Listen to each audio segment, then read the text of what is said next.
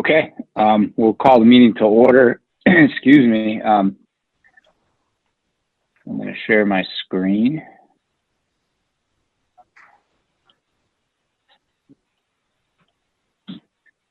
Due to the ongoing COVID-19 pandemic, Governor Baker issued an emergency order temporarily suspending certain provisions of the open meeting law.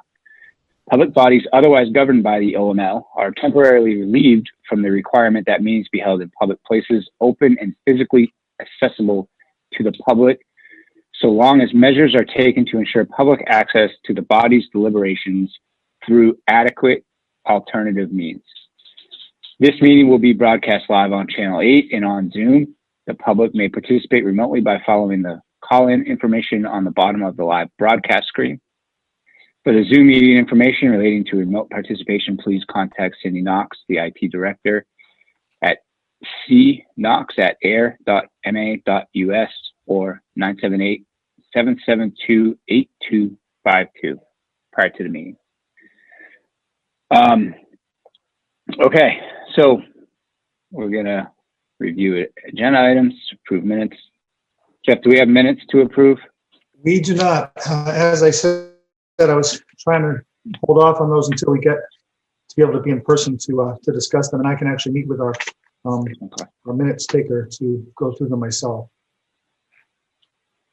Okay.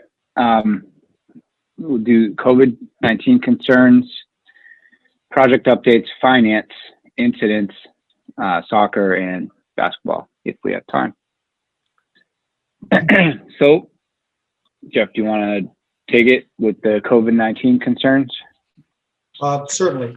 As the commission probably has recognized, there has been little change in where we are in terms of state, federal, and local restrictions for use of things.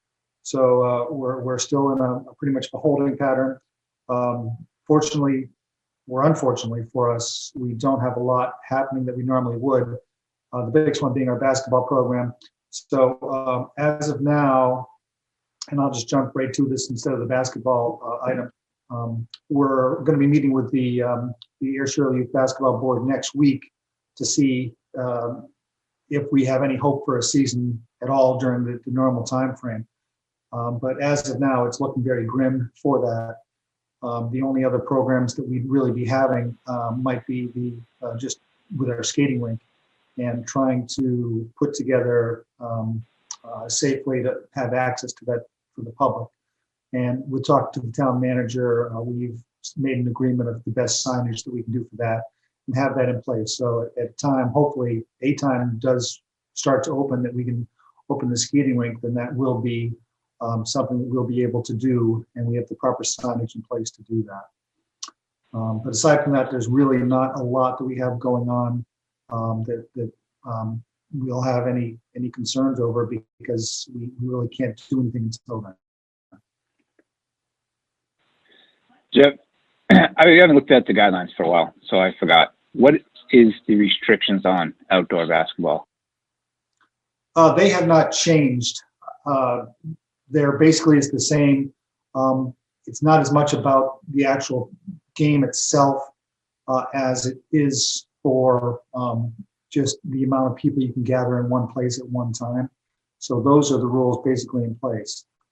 Indoor basketball has a lot more specific stuff to it, and it's very specific about how many players or can be playing on a court, what they have to be able to do, how many other people can be in the gym at the same time. So that has its own specific restrictions. Right. The reason I asked my thought is, much like the school is going to try to have a shoulder season, maybe it's something that we can do in the springtime. If it depends on the weather, if it's mild or whatever, possibly doing some modified in the outdoor courts, if we can. I don't know. The basketball board has discussed that as a possible option, but obviously the preference would be to try to do something earlier. So the focus as of now is that, with that as the fallback potential plan, if possible. And then if indoor facilities weren't ready yet by, say, April, than to try to do something in April, May, even if it's informal, and through June, possibly even the summer.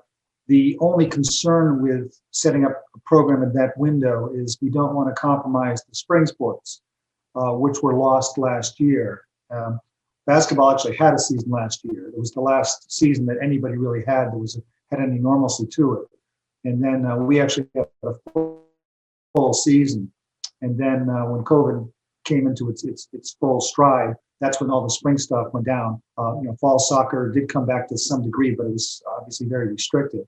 So that's the one thing that the basketball board is cognitive of, is trying not to set up anything that's going to be overlapping and trying to share registrations with other spring sports. I think we've come to a consensus that can be done, even if you're just offering something on weekends that if somebody wants to do something as well as their other sport, they still can, or if they just want to do that, they can. So that has been discussed. Obviously, we like to think that the restrictions will be lessened, but if they're what they were through the fall, that still could be done.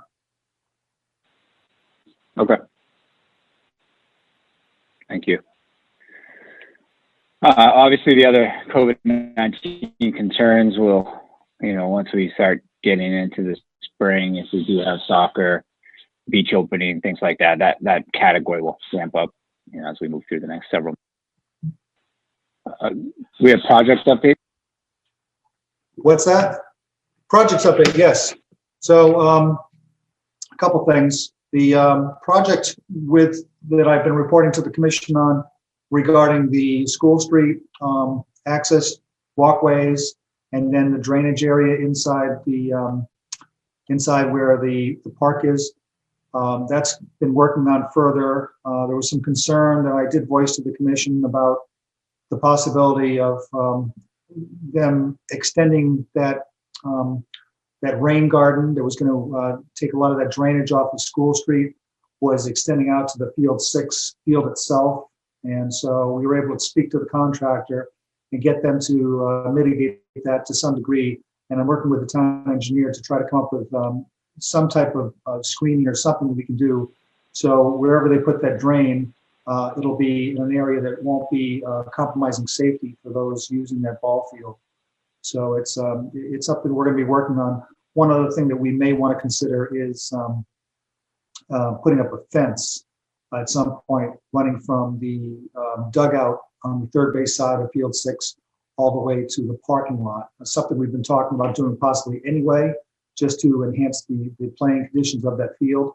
One of the things that precluded us from wanting to do that in the past was that was an area that was strongly used during the 4th of July celebration, where vendors would set up there, and there was a lot of crowd coming and going, and having a fencing there might make that difficult. So that might, with the 4th of July celebration, as of now at least, no longer being done there, that kind of opens the door for that fencing possibly being a more a desirable thing to do.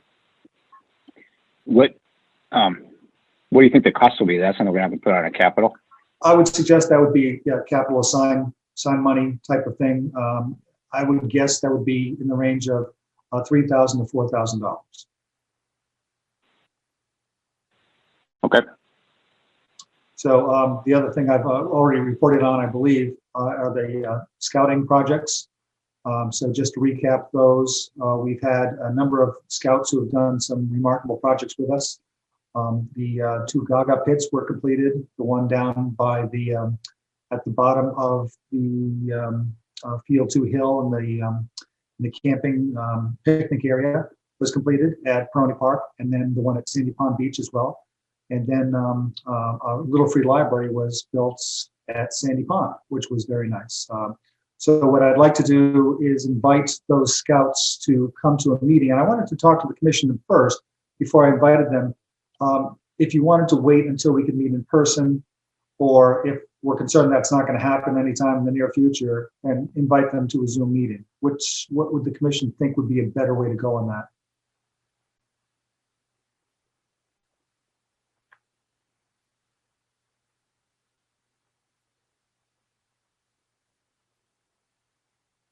Everyone's mic's off, it looks like.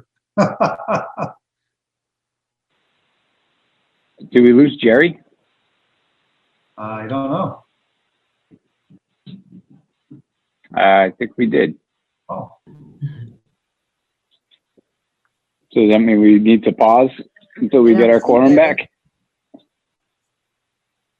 that's, He's done.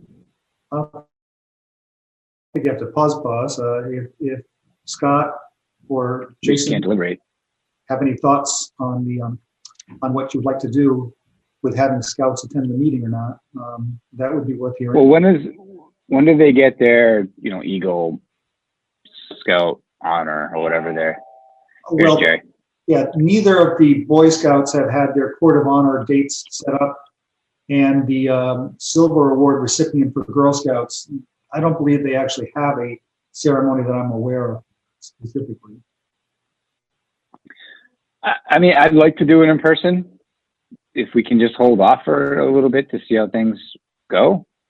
I mean, even if we don't do it at a meeting, maybe we could do it, have them just not a, deliberation meeting, but just meet them at the park or wherever and say thank you and do a photo op or something. I don't know.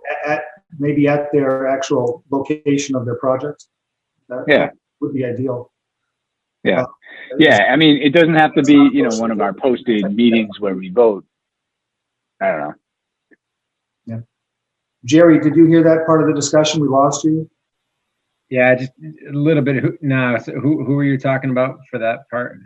We have 3 scouts, 1 Girl Scout and 2 Eagle Scouts who have completed projects that benefited the Parks Department. And it's been general practice to invite them to a meeting to thank them and to have a formal a thank you offer and a photo op. And it's a nice thing that we've always been able to do. Obviously, one more thing we've lost due to COVID.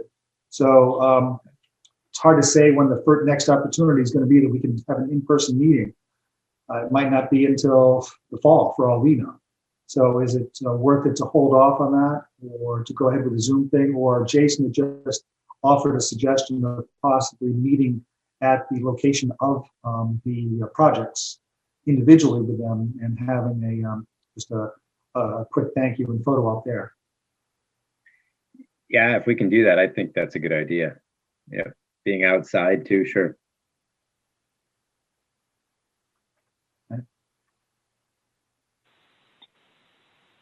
I can certainly check with each one to see what their desire would be as well, if you'd like me to. Sure.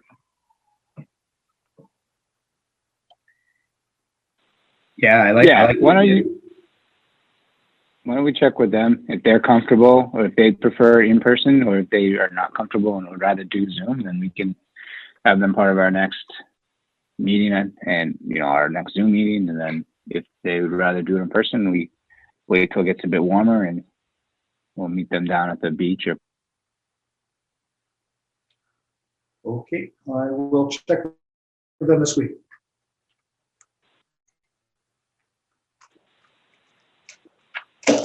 Are there any other project updates? What's that? I was just asking if there are any other project updates. The only other one that I can report on is the cutouts that we did for the holiday season along Prony Park. That was well received. We just took them down today, as a matter of fact. Thank you, Jerry, for offering to help with that. But believe it or not, Hannah and I were able to get them all down in an hour and a half. It was pretty remarkable. So that worked out pretty well.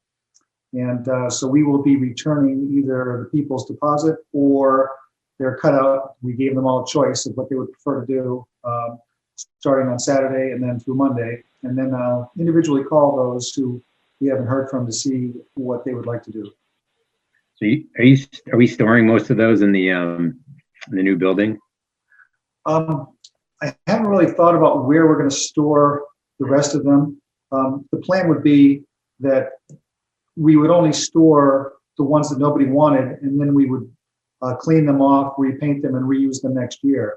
So once we get to that point, they just stack pretty well. You can stack, 40 of them together pretty quickly. Yeah. So we'll probably put them in the upper building where it's more of a storage area up there.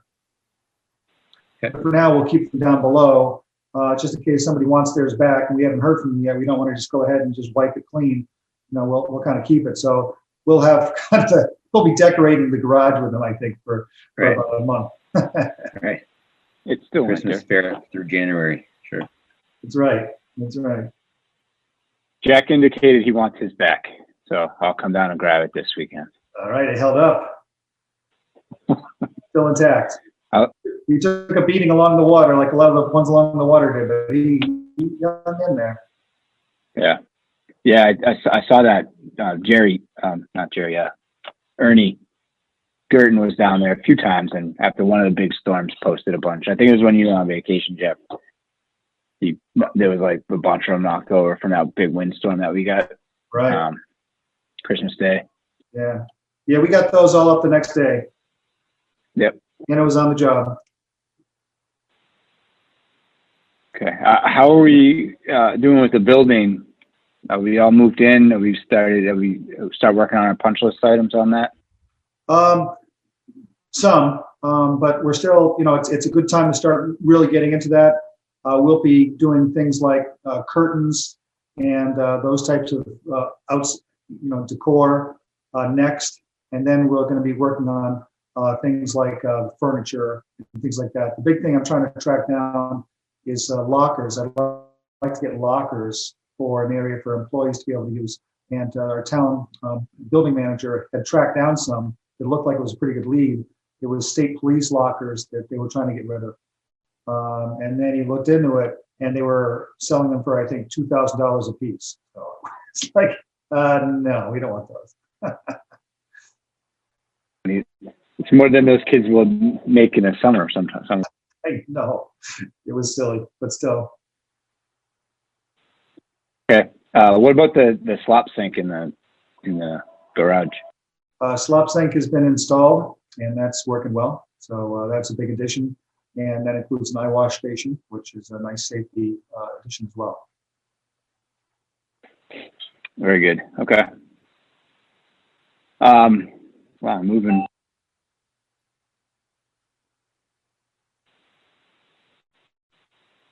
Jason's just joining in, so I'll wait till he gets on till we move on. Hey guys, sorry I'm late. No worries. Yeah. Jason, just as an addition, I thought we would also, it's not on the agenda, but I don't know if you wanted to put it through the projects. The discussion that we've had at our meeting with the finance committee and the town manager regarding the potential scholarship fund and the field naming. Do we want to talk about that tonight as well? Yeah. I was going to add that to the end, but we can throw it in now if you want to go. If you want to go for it. Okay. Do you want me to go, or do you want to do it? You know more about the scholarship fund than I do, so why don't we start with there and then. Okay. All right. So commissioners, after our last meeting, we had talked about Tim Nolan passing away, who, just to familiar everybody with Tim Nolan, he was the person who was who procured all of the sign donations and kept that account together and did all that stuff. It had always been kept as a private account that was not part of the Ayer town government, and that allowed more free use of the funding, which was very similar to what a boosters type of organization would do for a school. It's had a lot of benefits in that regard. I also talked to a Harvard official a couple days ago, something they do specifically for their parks and rec department. They have their own boosters group that does that. So it's relatively common. Unfortunately, with Tim's passing, there became a question of what to do with the funds. And as we discussed at the last meeting, I was able to talk with one of his relatives, his sister, who's also his state executor, and they have the checkbook and aren't really sure what to do with that money that's in there. And I believe it's a significant amount. I believe it's over $10,000 right now. So they're working on that end. They obviously want to give us the money for that, and that's great. But it also led to a discussion about some possibilities that we may want to do going forward. And one of them that I believe we talked about with the commission before was setting up a potential scholarship fund in Tim's name, and the amounts or who that would go to or how that would go. was still up in the air. But one thought that was a pretty good thought, I considered anyway, was to keep it as an ongoing thing, where some of the money that would come in from the signs would go toward the scholarship fund every year. So, and just as an arbitrary figure, say $2,000, which is, a relatively common figure, $1,000, $2,000 for a school scholarship. So I talked to the town about this, and she's looking into it, and it's currently being put to the town legal counsel about how that can be done. I know that seems like a lot of red tape for something that seems pretty simple, but just our ability to take over that account and then to be able to offer a scholarship through the town has, a couple of steps that have to be taken to do that. So we're waiting on her and town council's opinion on those things. And so we talked to the town manager yesterday, and he said that was in the works. So we're still waiting on that, and I'll be able to report back to the commission on what the options are once we get that from the town council. And I think, Go ahead, Jason. I'm sorry, Jeff, just to add on to that, the thought process for moving it into the town and instead of keeping it private is the funds are more secure with the town. Tim was great, obviously. We didn't really have any issues there. There was no misappropriation. There was, the money got spent where it was supposed to get spent. There was no issue there, but you never know if we kept it private 5-10 years from now when we're all gone, if that account's still going on, who knows? You just don't know. But the town is subject to audit. They get audited every year, all their finances, and it's, plus the people in the finance department are bonded. So it becomes a situation where we don't have to worry about anything like that going forward. So when we're gone, if this fund hopefully continues on beyond all of us, it's secure and we never really have to worry. It also has one more added benefit. Over the years, we've had a number of people ask if they're getting a sign or doing a donation to the parks for any other reason, to be able to write it off as a tax write-off. So as the town is a tax-free entity, it's something that people could donate to and have a tax benefit from it. So that's another good reason for us to do it. The way it was currently set up, it was not a 501c. It was just, an individual's bank account. So it can never actually be used as a tax write-off. So that's another benefit. That's right. And then just go ahead, Jason. Sorry. No, go ahead. What were you going to say? I was going to go about the field naming that we were talking about as well. So I just want to check with the commission just to verify. I checked my notes and I didn't have it written down, and it might just be poor note taking. Did we talk about the idea of potentially naming a field for Mr. Nolan? Is that something we talked about at the last meeting? I think I recall the discussion. Yeah, it was around kind of the one where he had put a lot of time into improving the backstop. Yes. Field 6, maybe. I don't recall, but yeah. So that's kind of, I think, where we left off. Right, and so I looked into that as well, just to make sure there wasn't going to be any issues with it. And Jason and I brought it up to the town manager, and he gave assurances that the selectmen and the town management office would not have any specific issues with that. They were also going to check with town council on that too, just because it's a town property and there may be something involved with that. So they're going to check that too, but we'll get an answer on that. But at least the selectmen and the town manager were of the opinion that would fall to the commission, to you gentlemen, to decide if that's something you would want to do or not. Yeah, and that's something we're going to need to have a vote on, I believe. My question, if we're going to put signage up, maybe we can decide on the signage later, because we'll want to have like a ceremony when we can with his family and friends and people that are close to him, and do some things in the springtime. So I guess we can wait on the sign, but I'd like to get a vote on at least renaming the field pending the approval from the town. just so it's there and we have it the vote and we can put it into record. And so what we're talking about is Field 6, and so we would need a motion to change the name of Field 6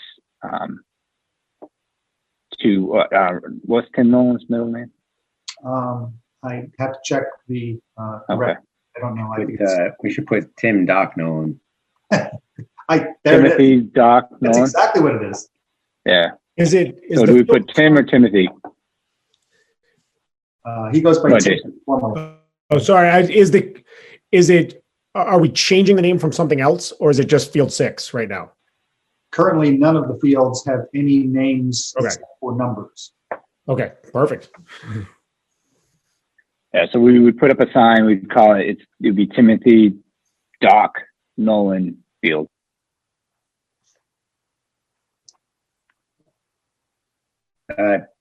Well, I make a motion to rename Field 6 Tim Doc Nolan upon, further approval by town management.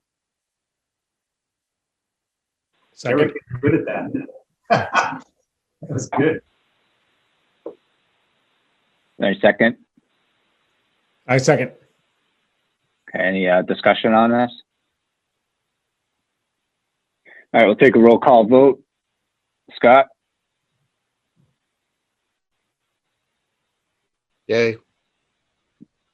Jason, Aye. Jerry? Aye.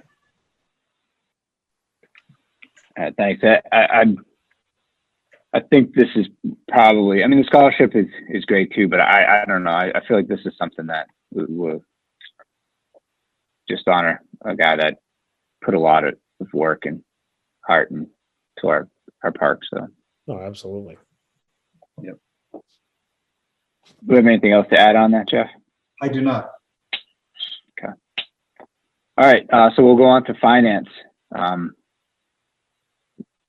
So we talked, Jeff and I had a meeting with Lisa, the town accountant, and Kevin, the, what's his title? I guess he's the, Payroll manager per- and human resource director. okay. And the town manager, Robert. And we talked about a few different things. One of the things we talked about was our seasonal employees and just making sure we don't notate whoever's going to be seasonal, like our beachfront employees. We had a few employees that were part-time claim unemployment this year. And they were older employees that actually, a couple of them actually had other jobs, and they were laid off from those jobs because of the pandemic, and they claimed unemployment, but because they were part-time employees with the town ended up having to pay some money into their unemployment fund. So I think he just wanted to make sure that we understood that and to make sure that we understand who should be seasonal and designate them appropriately. And what is the season, Jeff? Mid-May to mid-September? Yes, so the season is mid-May through mid-September, which by law is something that you can do seasonally with an employee without having them accrue benefits or be eligible for anything involving benefits, including unemployment or overtime.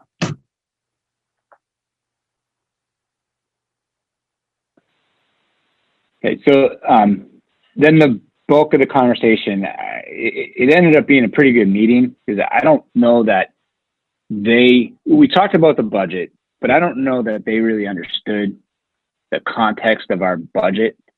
So it was an opportunity for us to give them that context. You know, what do we do? Like, what are our services? If COVID reduces the programs, you know, what's the reduction in services? You know, what's the reduction in supplies? What's the reduction in people? And we were able to explain that if our programs don't run, we still have to do the work for the most part. So we're still going to spend as much in supplies and materials and things like that.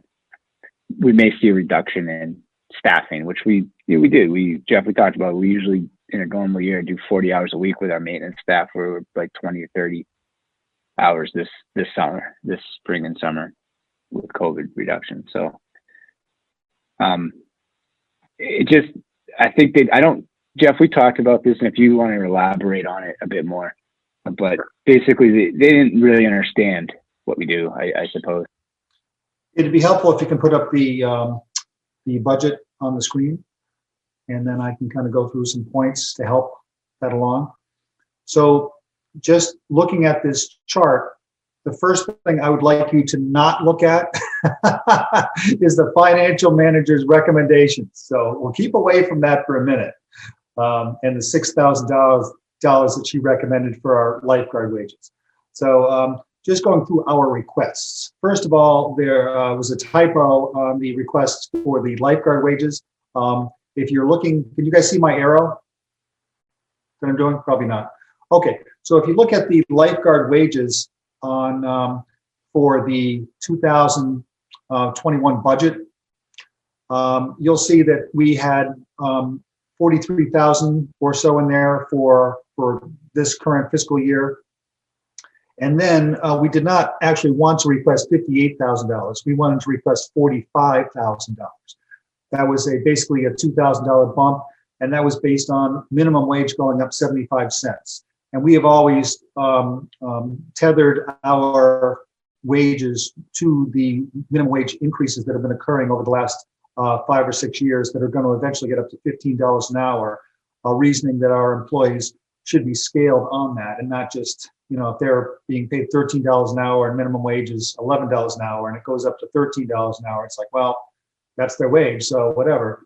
So we've been scaling it accordingly. So that bump should have only been $45,000. And then our total budget down at the bottom, instead of $182,000, it should have been $169,000. So it's really not that much of an increase from what we had done, and almost all of it, in fact, all of it was based on increases to our lifeguard wages and our assistant wages, which was based on minimum wage going up. The only other item that appears to go up is the services, which has gone from $12,000 to $15,000. And what that is for is with the new building, we expected a number, quite a bit more utility costs. The number one being electricity, and the number two being communications, just with the cable and phone and everything else. We used to not pay anything for that when we were at town hall. Now we're on the hook for it. So obviously we need some money for that. If you notice in our fiscal 21, for other expenses, we had built in $3,000 just because we weren't really sure if we'd need it for the building. We're not even going to use that money this year. So it's, I'm sorry, we may use that this year for our utilities if they go beyond our $12,000 budget. But we just transferred that $3,000 to the services line item and bumped that from 12 to 15. So it's basically a wash between those two items. So we really didn't ask for anything. We mostly level funded except for the increases in minimum wage. And then there's an automatic step increase for the director's wages. So that's what we had submitted. That is also going to be what's going to be submitted. I take that back. Jason, you'll have to refresh my memory what's going to be submitted to the selectmen. But before we do, I want to go over to the finance manager's recommendations and an explanation of what their thoughts are behind this. So as you can see on here, their recommendation is $6,000, which obviously doesn't come close to covering our lifeguard requirements for our staffing. They were basing this on the idea that we weren't going to open up for swimming this year. With that understanding, that they were going to. It was. Hang on, Jeff. I'm sorry, Jeff. The way they explained it, the way I took it was there was a select person or somebody on the finance committee is concerned that if we bring our budget, obviously this number will be changed, but if we brought our budget to town meeting with, $45,000 for lifeguard wages, and we didn't open the beach last year, politically, they're a little bit worried that it's going to raise some eyebrows and they'll have some questions. So they were kind of, what did she say? Don't shoot the messenger, right? So it was, somebody told them, the select person or somebody on the finance committee basically said, hey, this shouldn't, we can't have that line item. Let's reduce it to 6,000. And the 6,000 would basically cover our gate attendance, right? And she was going to bump that to 10 anyway, but yes. So is it possible to go to the Board of Health and get some assurances? I mean, the fact that they've opened up schools when things are far more risky than they were over the summer. Can we get assurances that when they're like, yeah, we should have let you open the beach anyway, in hindsight? Yeah, we'll talk about the beach in a second, because that was a separate conversation. Oh, okay. As part of this meeting, but yeah, we'll definitely talk about that. Okay. But And your comments But were exactly what came out of our mouths, Jason, by the way. Oh, okay. That's exactly what we said when this was brought to us. Yeah. Okay. Yeah, and so I'm not trying to steal your thunder, Jeff, but basically what they want us to do is take a reduction in that line on our budget that gets put in front of town meeting. And they'll take the requested amount that we end up requesting, I guess less whatever we budget, and they'll put it in a reserve fund. So if we do in fact open the beach, that money will be in reserves, which we can tap, and we'll be able to, finance it and pay for it. It just wouldn't be in our budget to start the fiscal year, if that makes sense. Now, if I can follow up on that, Jason, to me, it's a mystery. I'm not an accountant, and I don't understand a lot of the bookkeeping part of it. But if you can look at our line items for lifeguard wages, we've currently spent $5,000. That's basically for gate attendance. That is just for gate attendance and for some administrative stuff from Heidi to do. So we're going to go well below our budget of $43,000 for this year. Even if we open up in the spring, the most we'd spend out of that would be $10,000. So we're going to be having, an excess of about $20,000, $25,000 anyway. We don't get to keep that. That goes, to my understanding, would go to a reserve fund. So that's where I don't really understand the math or the desire to do it the way that they're requesting us to do. However, we were given assurance at that meeting that money would be available to us if we open the beach. So it would be my recommendation to the commission to accept that with that guarantee that we were going to be able to get that funding if we open the beach. Yeah, I would agree. Because I know it's a bit confusing. Yeah, it's a shell game. When they go through the omnibus and they go line by line or department by department, you see this big number for a thing that we didn't do last year and may not be able to do this year, people are going to ask. But if you bury that in a reserve fund at the end of the budget, then nobody knows what that is. There's no detail around it. So it's just there and it gets passed or whatever, or it's, it's out of sight, out of mind, I suppose, when it comes to town meeting. So it's political. And then the other two items that you can see down below from the financial manager's recommendations, $9,000, which is $6,000 less than we requested for services, and then $9,000 instead of $11,000 for supplies. And this is where it was important for Jason and I to explain to the members at the meeting what it is we do and what the money goes toward, because we believe that there was a misconception that those services were like paying for coaches or something, or for paying for programs, or somehow that money was going toward these programs we can't offer. These services that we pay for are things like utilities, for our streetlights, for concession stand lights and bathrooms to be open, and just general electricity bills that we get. So those and repairs for equipment and things that we're going to have anyway. So they would still like to do that line item of $9,000, but again, keep money in reserve for any overruns that we're going to have, because I guarantee them that we're going to have an overrun. I thought she said that they would increase that they were going to change that to our number. Okay. I didn't recall if that's what it was, but. Yeah, they were going to change. We're going to. They were going to change they were going to change it back to 15 and to 11.25. Okay. And I thought they said they were going to give our request to finance committee and see what they had to say about it. And we just wanted to make sure that we were good. If finance committee and board of selectmen wanted us to take that money for the wages and put it in reserve, we're good with that and going with the lower amount for that budget item.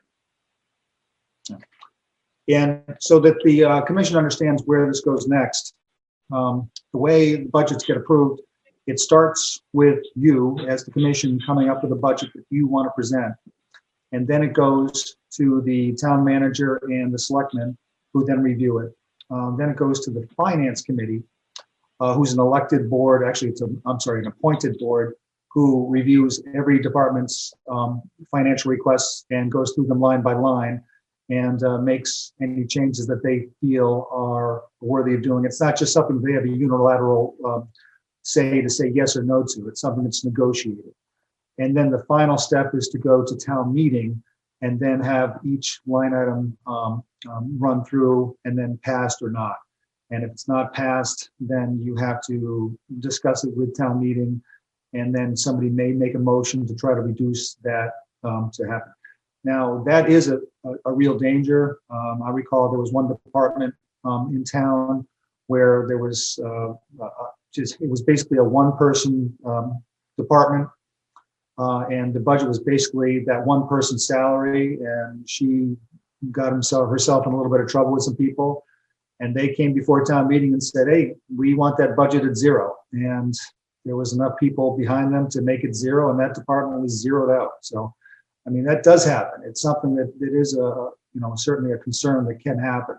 So it's worth it to always go to the budget, to be able to defend your numbers and be able to justify them to the public.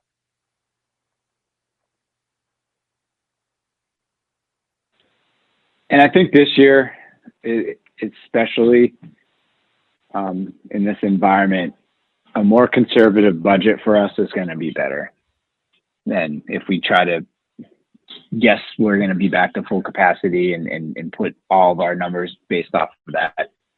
It's going to get questioned. If we go conservative with these lower numbers, or at least a lower number with the lifeguard wages, I think it's going to pass a lot easier in town hall. Or town meeting, sorry. Now, Jason, I don't recall if this is something that we need to get a vote on necessarily. The budget was already approved by the commission at a previous meeting. I don't think so, because they were going to, from what I thought, they were going to bring it back to finance committee, and there could have been some edits. Mm-hmm. As far as what we're looking at right here is not our final budget. So I don't want to, we can't vote on this until the updates to the lifeguard wages are made and the changes that Lisa was going to make to the services and supplies. Once those are made, we can, I don't know, maybe we have to, maybe we don't have to vote on it again. But I think what we just need to do is kind of come up with a consensus that we're okay. If we're kind of okay reducing some of these numbers and putting some of the money in the reserves as opposed to in the budget. So if the money goes into the reserves, it's there and can be spent. Is that how that works? That's what we're told regarding the lifeguard wages. Yes. And that seems like a logical thing to do if it's going to make it pass. Yeah, when Jason and I were discussing it, neither one of us objected to the logic that they were presenting to us. But we told them that we would present it to you as a board as well before them putting it on paper to go before the financial committee.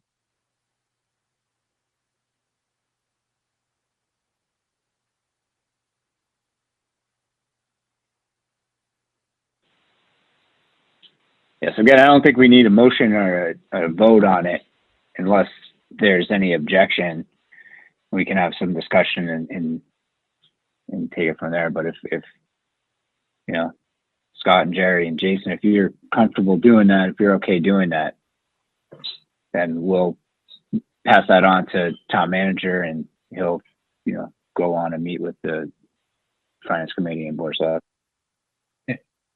I'm okay with it, you know, playing it out that way. Yeah, I'm good with it. Yep, same. All right, thanks. It's you know, we got to just be team players, I suppose, in this. Yep. Anything else with the budget, Jeff? No, just in terms of finance, we also have capital planning listing, but there's nothing really to report on that. It's in terms of what you just mentioned, being fiscally responsible, as we talked before in a previous meeting, we did not put any requests in for the capital plan this year.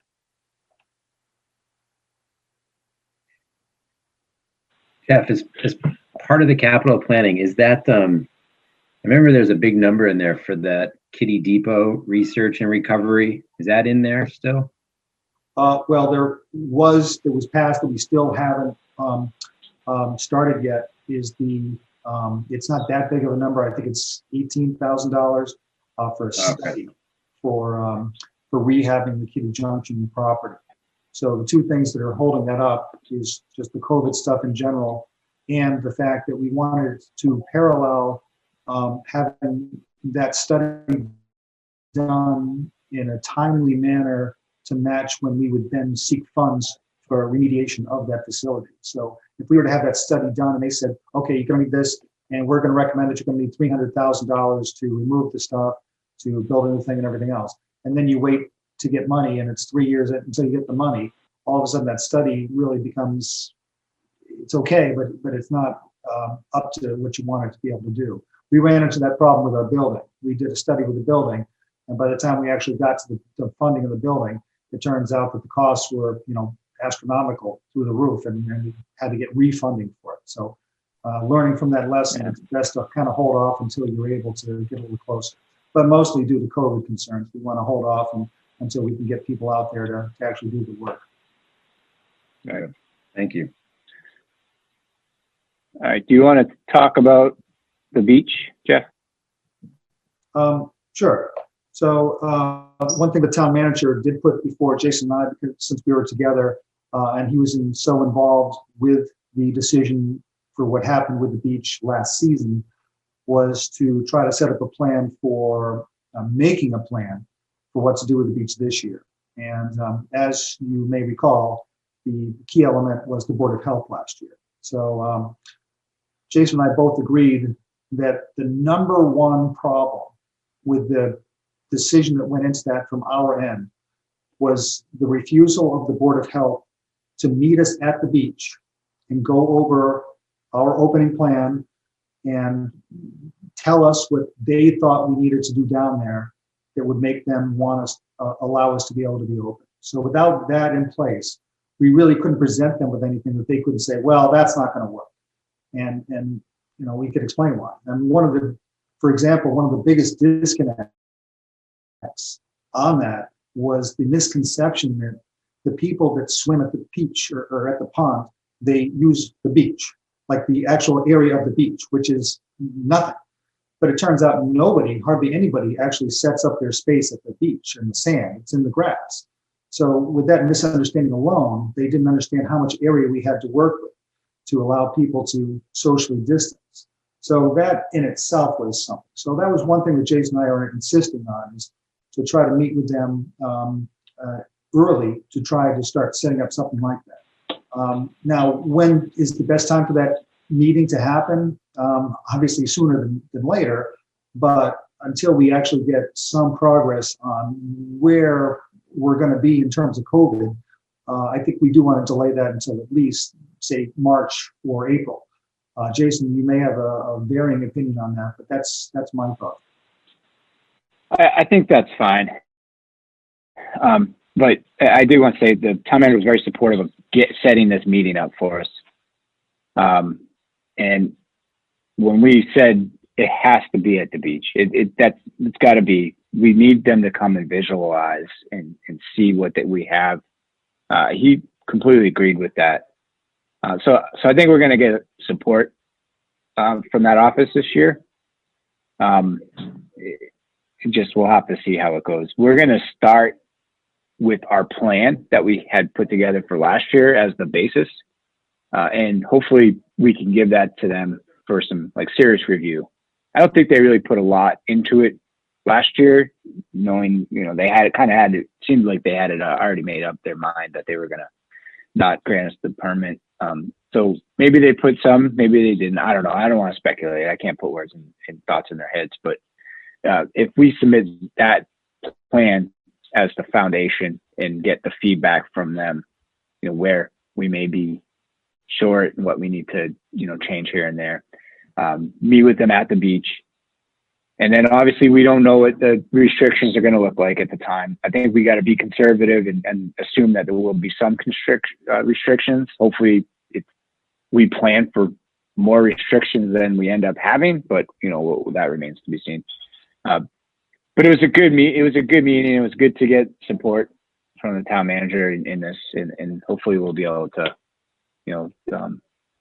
make our case to Board of Health and get a positive decision.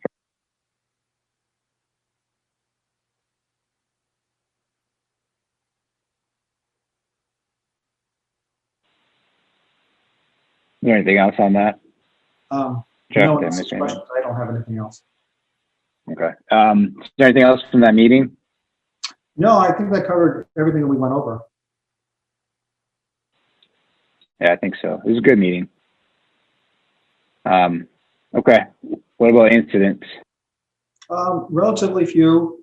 We had sort of a humorous one. I think I passed it along to the commission with the cutouts. Not too many people seem to be messing with them. One person decided to put one of their empty beer cans on a snowman arm and make him look like he was drinking a beer, and that was kind of humorous. But got rid of that quick enough. Someone decided to throw a basketball, an old basketball, in the middle of our skating rink while it was freezing up, and that made a bit of a mess. So we've glazed that over to some degree, but as I've been reporting to the commission, we're still not there yet. We tried it today even and thought that, the ice is looking solid, but if you step on it, the water's oozing up from the sides still. So it's unfortunately still not there yet. I think we just need a snap of cold weather for sub-freezing weather, both morning and night, because it's not holding the freeze on it right now. So I'll keep the commission up to date with what's going on with that as it continues. Do we have anything with soccer or basketball? You already talked about basketball, right? Yes, unless there's any questions about that. Jason, did you have anything that you wanted to add about that? No, I mean, I didn't hear what you said, but I'm sure it covered it all. Yeah, it wasn't much to say. I just said we're going to be meeting next week. Yeah. And I was going to actually reach out to you and to Jeff just to go over things from the air point of view on some stuff. And I'm going to be presenting one of the goals we had was to come up with a constitution for the Air Shirley program. So I have that pretty much ready to go. So I'll be presenting that as well and sending that out, and then reviewing some rules and things like that. One other thing we talked about, Jason, was it was actually brought up by Jason Mayo, the question of whether we could do an outdoor program based on current COVID restrictions. Not now, but when it warms up a little bit. Yeah. And I said that the board had already kind of talked about that as a possible consideration if we can't actually get a season together. Yeah. So no, that sounds good. And for soccer, I don't really have anything right now. I have not heard anything, Jerry. I'm not sure if you've had anything with that. I don't. No, nothing new. Okay. Is there anything else that we should have added to the agenda? No, I just had the items with Tim Nolan. Okay. I guess I could add one more point that we will be cutting our only current employee. Hannah is having her last day Saturday, officially last scheduled day. She'll be on call for things like snow removal and things like that, but then she'll be off for the rest of the spring. And I do want to just make a note to the commission that her work has been admirable and exceptional. Yeah, she was a great find. Great hire.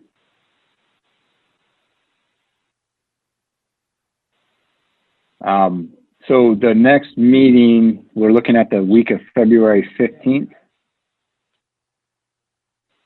15th being President's Day, so I think that's probably out. So it'd be, I guess, the 16th, 17th, or 18th. So I'll check with the assistant town manager to find out what dates are available, what days are available in that week. But just as a reminder, Commissioner Gibbons had said that she is not going to be available on Thursdays for the next few months. So is there a day that other commissioners want to stay away from in particular when I'm looking for days for availability? I don't. If they're around this time, I don't. I think I'm okay. Yeah, this is fine for me too. Yeah, any of the Any days. day's good. Okay, and because I'm looking for that 7 o'clock slot every time, that's the tricky one. That's when everyone else wants to meet too, and they can only be one meeting at a time at 7 o'clock for the town. So I'll continue to look for that and try to keep away from Thursday. I'll give out a projected date to the commission by next week, and if there's an issue, then you can work with Jason on that to work out a better date than I come up with.